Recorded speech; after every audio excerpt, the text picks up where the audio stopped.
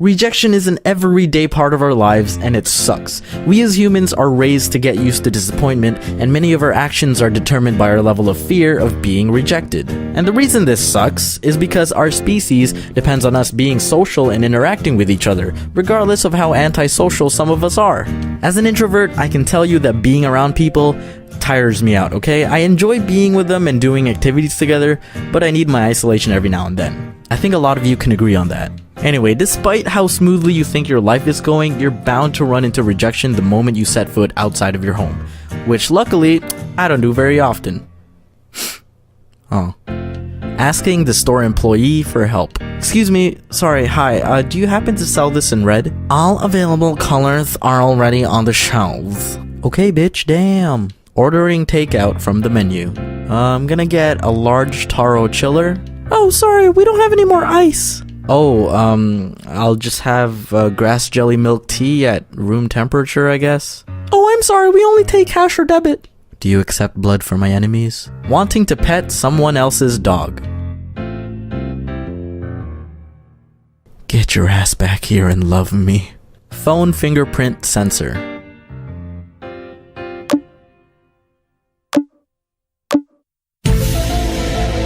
Being 5 seconds late for the bus that came early and the bus driver sees you but had a bad morning and chooses to take it out on you.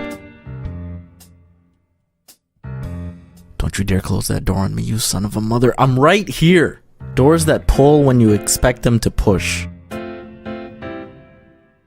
Rejected university application. The blanket. Okay. Vending machines.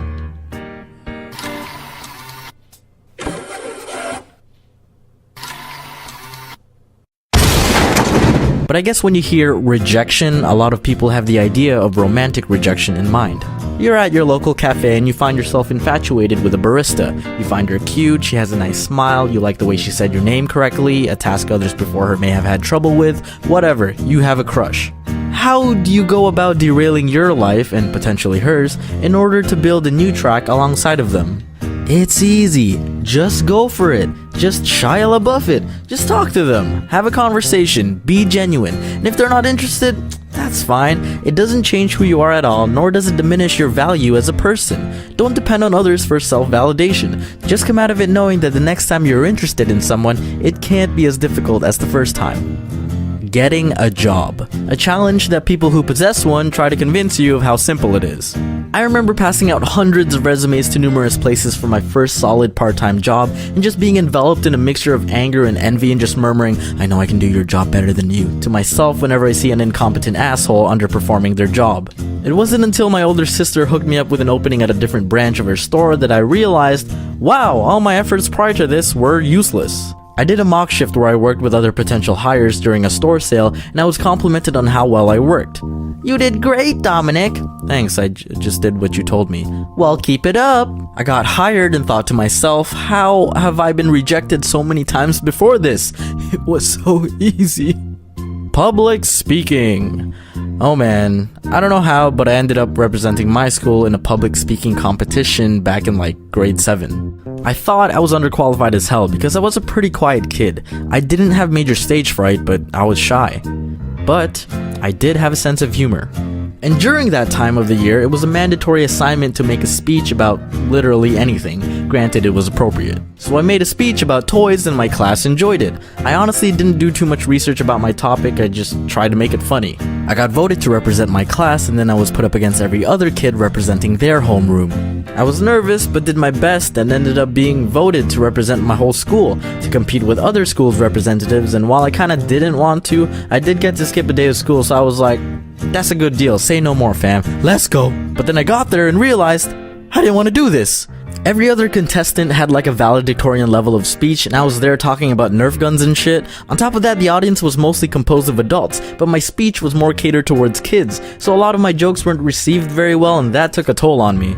The feeling of trying to be funny and no one laughing is a great fear of mine. I felt extremely rejected, but I still felt proud afterwards.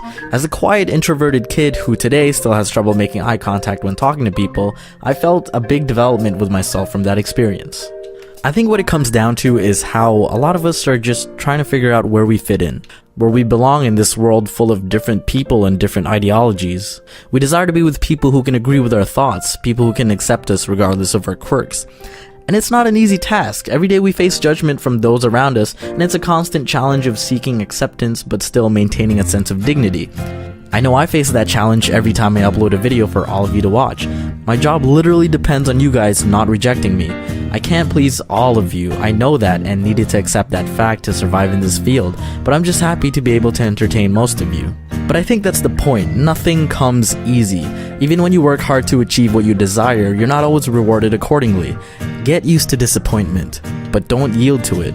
And by that, I don't mean to keep pursuing the barista girl even after she's told you she has a boyfriend. Take the rejection, all forms of it, not as a failure, but as an experience to prepare you for the next one, which, who knows, might not end up being another rejection.